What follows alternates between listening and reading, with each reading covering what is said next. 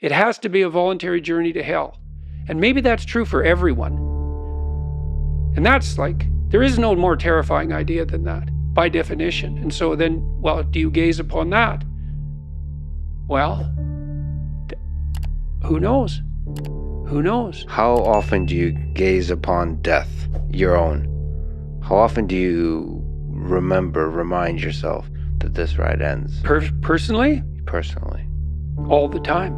Because you, as a deep thinker and philosopher, it's easy to start philosophizing and forgetting that you might die today. The angel of death sits on every word. How's that? How often do you actually consciously... All the time. Notice the angel? All the time. I think it's one of the things that made me peculiar.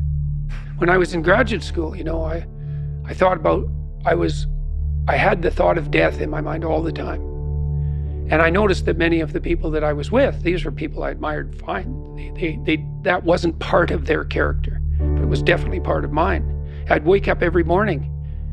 This happened for years. Think, time's short, get at it. Time's short, get at it. There's things to do. And so that was always, it's still there. And it's still there with, I would say, and it's unbearable in some sense. Are you afraid of it? Like what's afraid your of relationship? Death? Yeah. I was ready to die a year ago. And not casually. I had people I loved,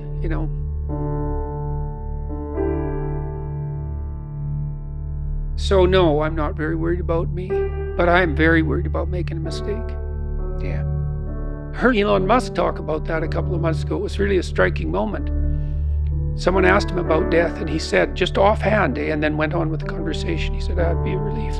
And then he went on with the conversation. And I thought, well, he's got a lot of weight on his shoulders. I'm sure that part of him thinks, that'd be easier just if this wasn't here at all. Now, he said it offhand, but it was a telling moment in my estimation. So for him, that's a why live question. Mm-hmm. The exhaustion of life. Yeah. If you call it life is suffering, but the hardship. I'm more afraid of hell than death. You're afraid of the thing that follows. I don't know if it follows or if it's always here. And I think we're going to find out. What's the connection between death and hell? I don't know. I don't know. Is there something that needs to be done before you arrive? You're more likely to die terribly if you live in a manner that brings you to hell. That's one connection. And terribly is a very deep kind of concept. Okay. Yeah.